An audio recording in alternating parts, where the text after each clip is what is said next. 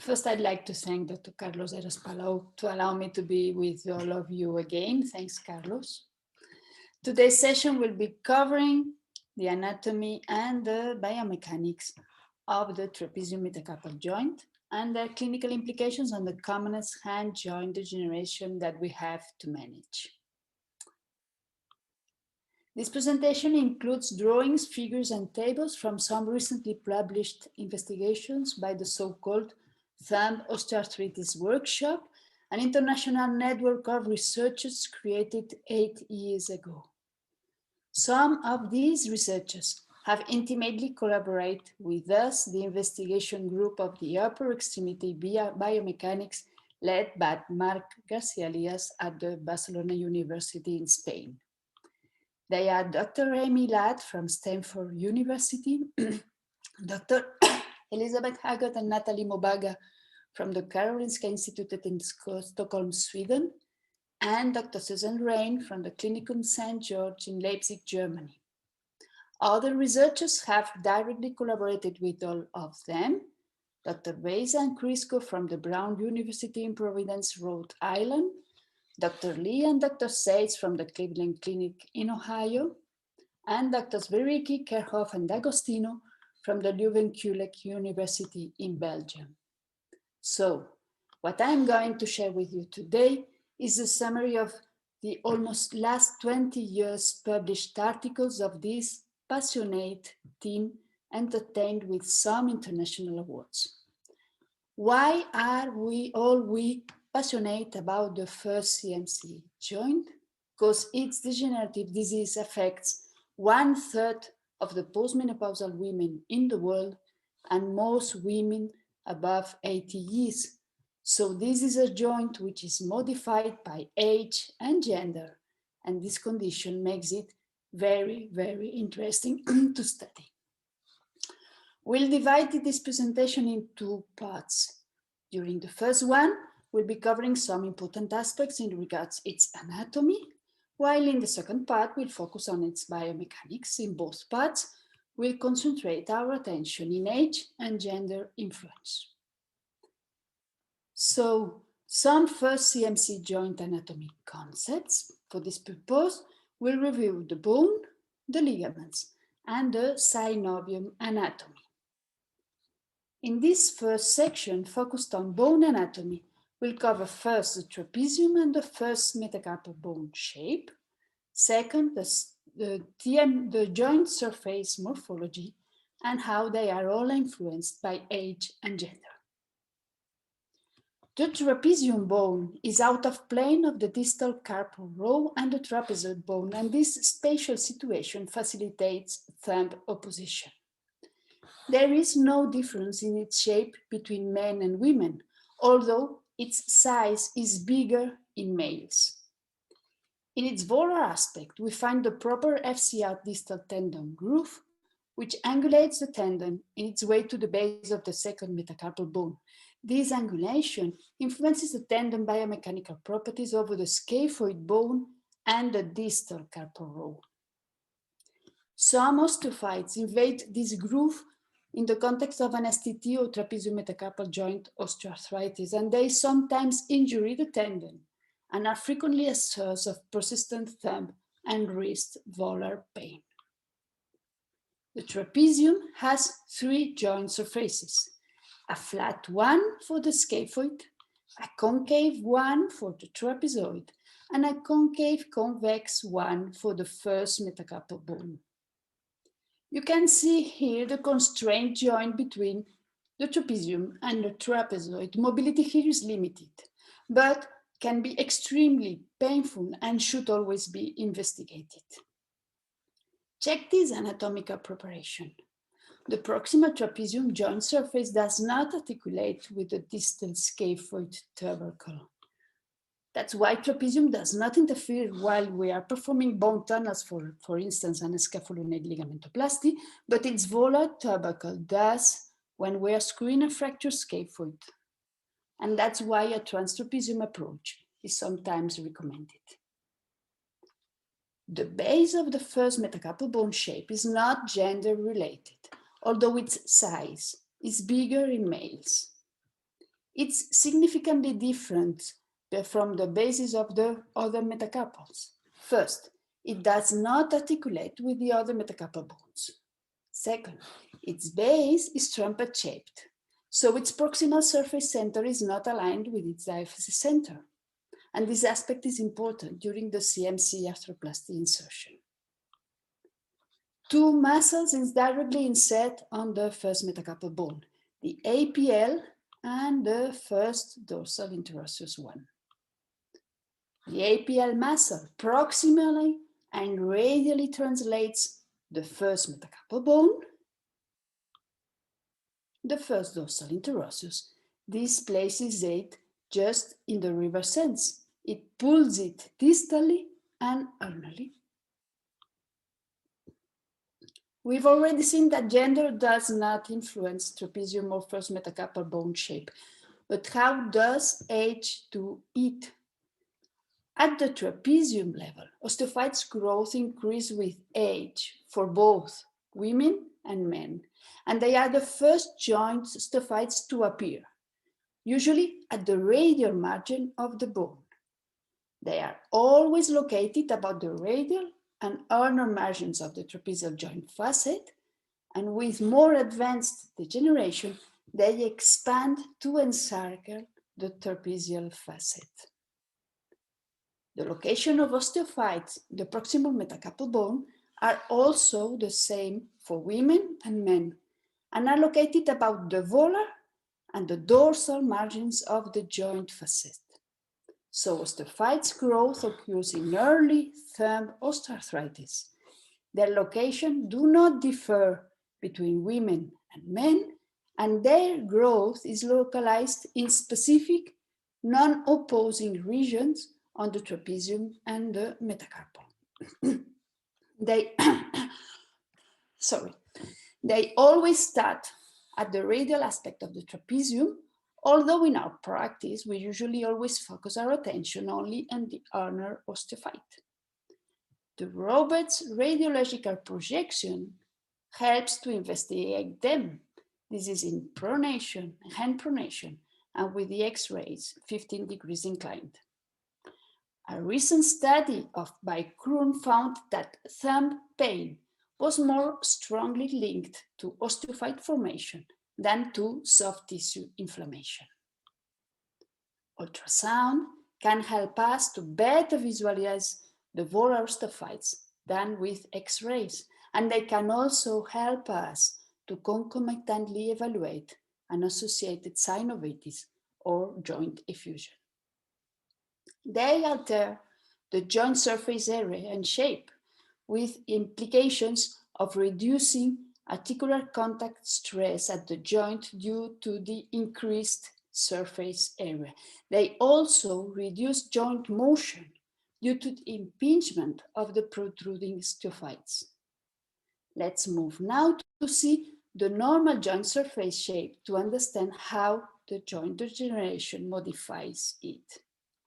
This joint surface is concave convex, and the base of the first metacarpal bone joint surface is larger and wider than the trapezial one. This joint lacks the stable bony configuration of a ball socket joint such as hip. On the contrary, it's loosely with an eccentric configuration. Its curvatures are not the same all around the world. In fact, the joint is flattened among Asian and African population. Their CMC joint is less constrained than Europeans. Cartilage studies have shown that its mean thickness is around 0.5 millimeters, much more thinner than distal radius joint surface ones, for instance. Thickness is almost the same at both sides of the joint space, but the first metacarpal cartilage is stiffer than the trapezials. Those studies have found an important result. The cartilage layers of both the first metacarpal bone and the trapezium are significantly thinner on the volar side of the joint. And why is that interesting? because the volar aspect of the joint is the one which is submitted to the highest compression loads, even in thumb rest. You see this high joint space compression highlighted here in red color. The thinnest cartilage in this area may help to explain the observed patterns of the cartilage degeneration in the joint osteoarthritis. Cartilage degeneration always starts at the volar aspect of the joint. In fact, we have already said that osteophytes also always start growing in the volar aspect of the trapezium rim. We've already seen that gender does not influence trapezium-metacarpal joint surface shape. And how does age influence on it? Let's talk again about the osteophytes, and which grow in the unretained joints, and their growth increases the joint surface area and modifies its shape to reduce the amount of articular contact compression stresses. At the first metacarpal joint surface, dorsal and volar osteophytes growing induce that the dorsovolar concave axis becomes convex and longer, while its radial ulnar one becomes shorter.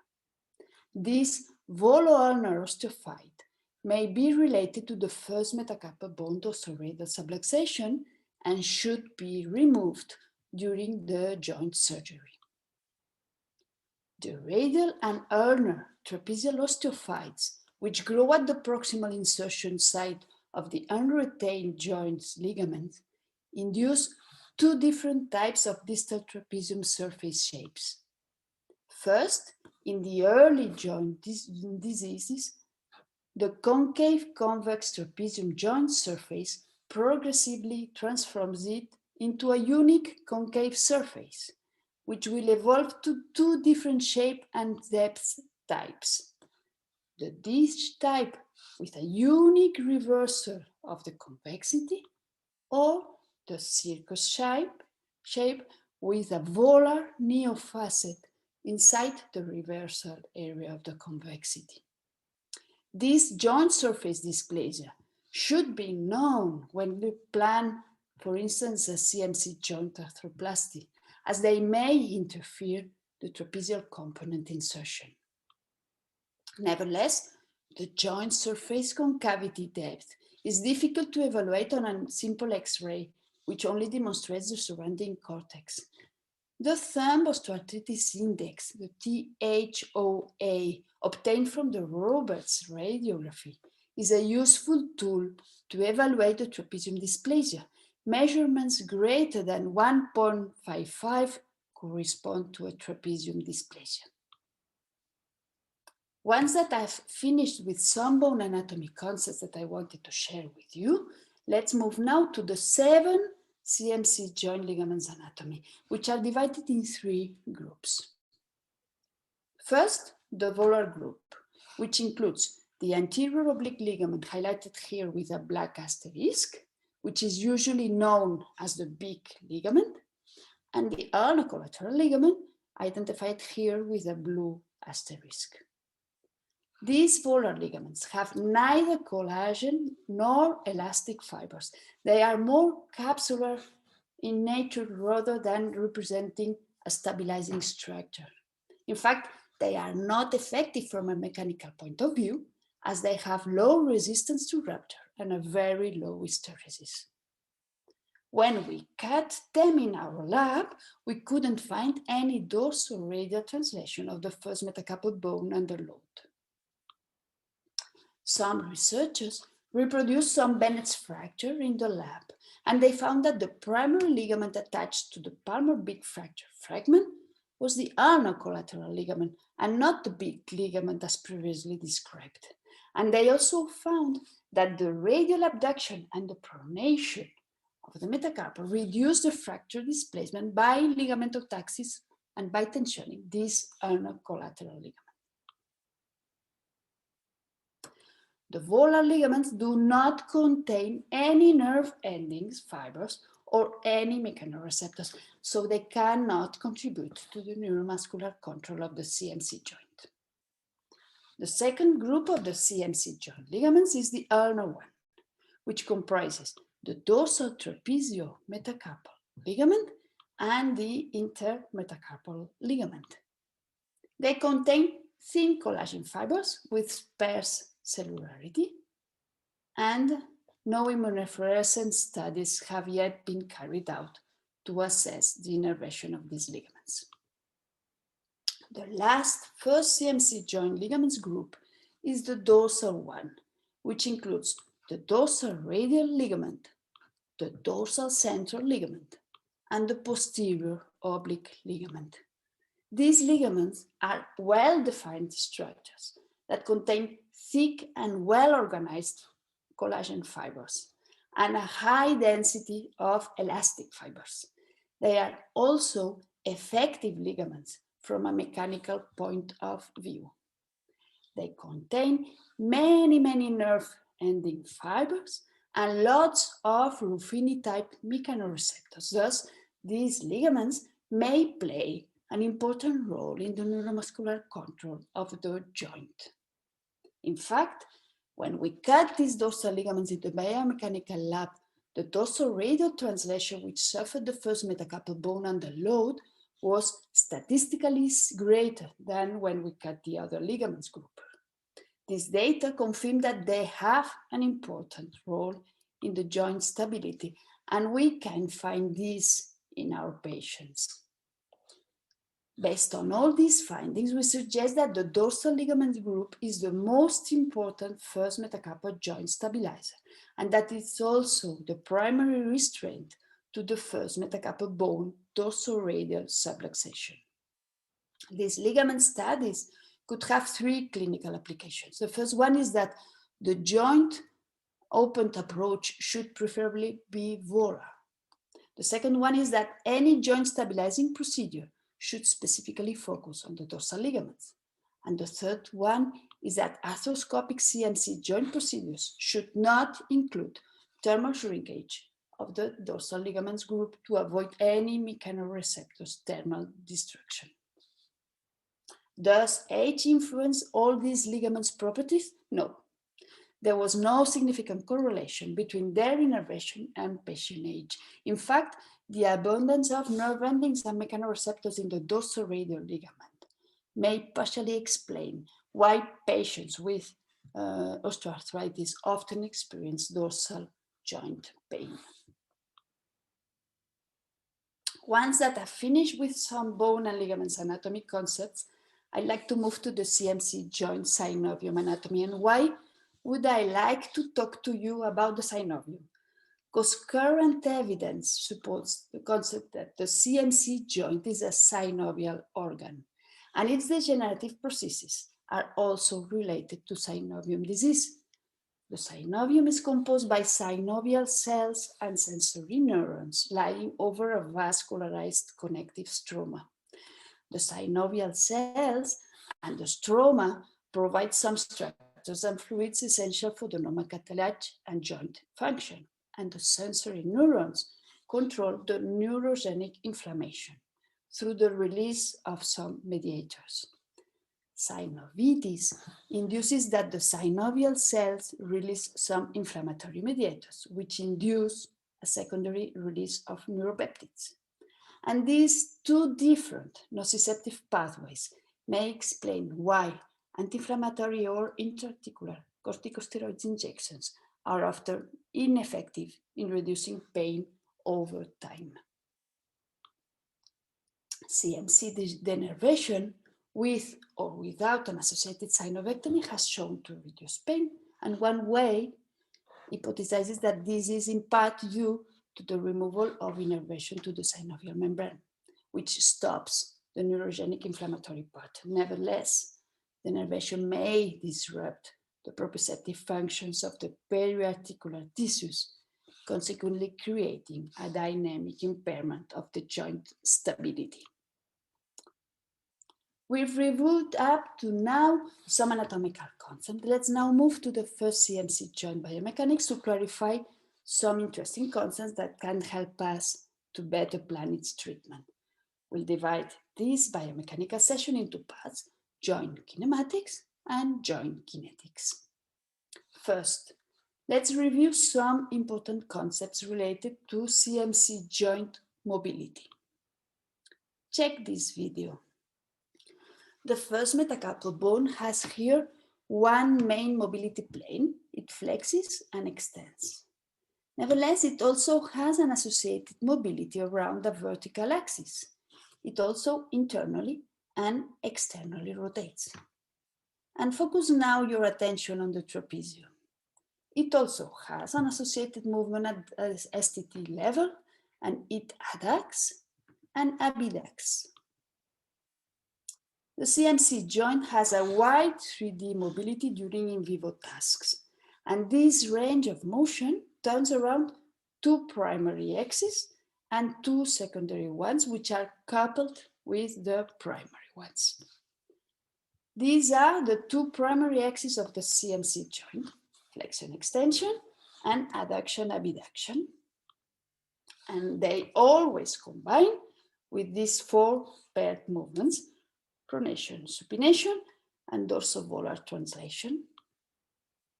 They conjointly confer a screw home motion to the joint, which is related to a positional stability. The most stable joint position is found when the thumb is in flexion, and the joint is inherently unstable when the thumb is adducted. A clinical application to the joint positional stability is that we should add an external rotation to the first metacarpal bone to unscrew the joint before truly test its laxity. The CMC joint is not a universal joint with two combined mobility axes. It is a 3-axial joint, which is impossible to completely replicate with a sock and ball mechanical system. Some distinct joint proximity patterns reactive to thumb mobility have been found in vivo, with a recurrent pattern reported on the volar aspect of the first metacarpal bone. This different displacement indicates that the contact area is always moving between thumb postures, which might prevent that some specific articular subregions are under constant stress. In our lab, we investigated the CMC joint congruency related to thumb passive motion. We wanted to know if any thumb position stabilizes the most the CMC joint, and we found that when the thumb is in flexion and abduction, the CMC joint is in its most stable situation. And this is why we recommend that the thumb should be in this specific position to improve the CMC joint static stability. Another consequence of this lab experiment is that we found that the first metacarpal bone abduction stabilizes the CMC joint, while its adduction destabilizes it. FPL and the index flexor digitorum profundis competence are important to maintain the first metacarpal abduction during pinch. So that is the reason why we always recommend to check the proximal median nerve. In the young CMC joint painful patients, these two muscles paresia is frequently associated to CMC joint pain. How do CMC osteophytes influence the joint kinematics, and how does STT degeneration influence CMC joint kinematics? The morphology of the osteophytes and the degenerative joint surface are important because they affect the moment arms of muscles and ligaments, the joint kinematics, the posture during tasks, and the cartilage stresses and strains during contact. Osteophytes at the distal joint surface deformations result in a condylar shape of the CMC joint. It's no more a saddle-shaped joint, and this might explain the altered thumb motions observed during the clinical examination of the late-stage OA patients. Flexion is usually preserved, but thumb abduction and axial rotation are impaired, secondary to the deepening of the trapezium and the lengthening of its ulnar and radial horns. Check again the association between trapezium adduction and abduction and the thumb mobility.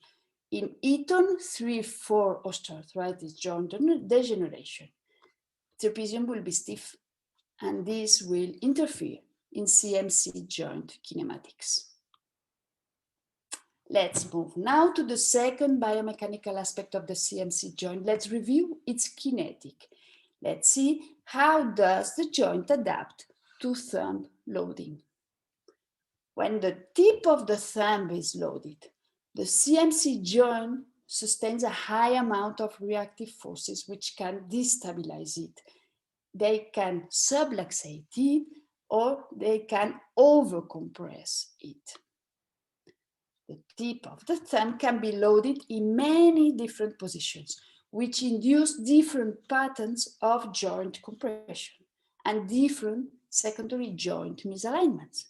To avoid any joint misalignment, any joint instability, this joint must be actively controlled by muscles' reactive activity. In fact, each joint loading maneuver induces a different pattern of joint surface compression, which traduces the generation of many different reactive subluxating forces at the joint level.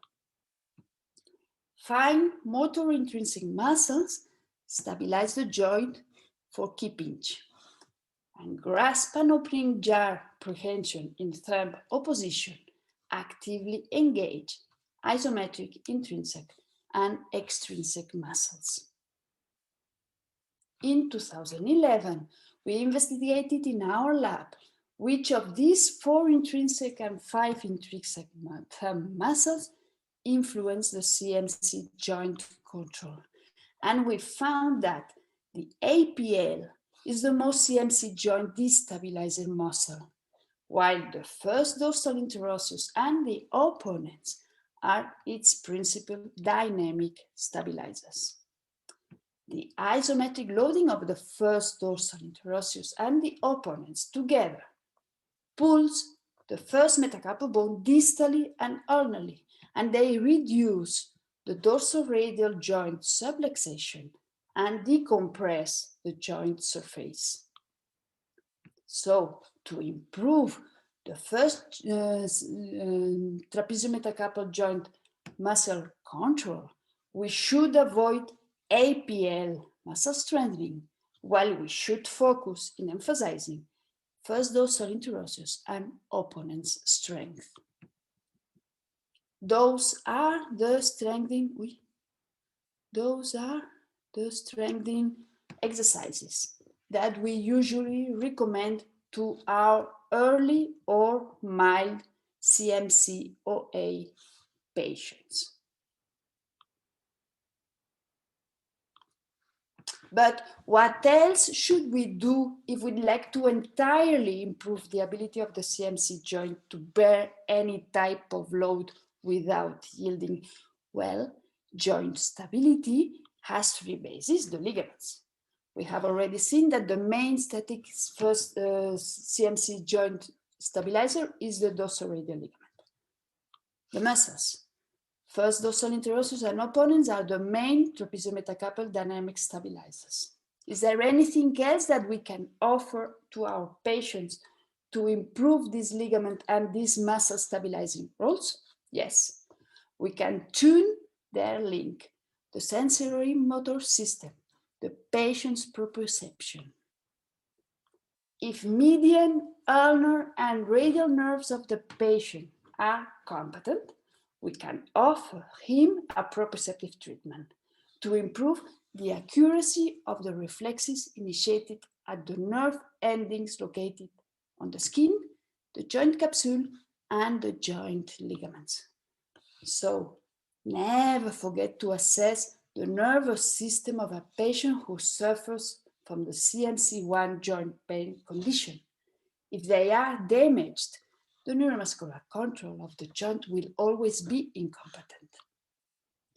Now we know that some ligament muscular short reflexes exist, and they connect the dorsal-radial ligament with the first dorsal interosseous muscle, and even with the extrinsic muscles which control the thumb position. So proprioceptive treatment is able to improve this joint dynamic stabilization even in elderly population, although results may be less fruitful because of the elder amyotrophy and the stabilizing muscles imbalance secondary to the bone shape and joint surface deformities. Basic science can always help us in our clinical practice, and we should always keep them in mind. I hope that you've enjoyed coming back today to anatomy and biomechanics, and that you found them useful for your daily practice. Thank you very, very much for your attention.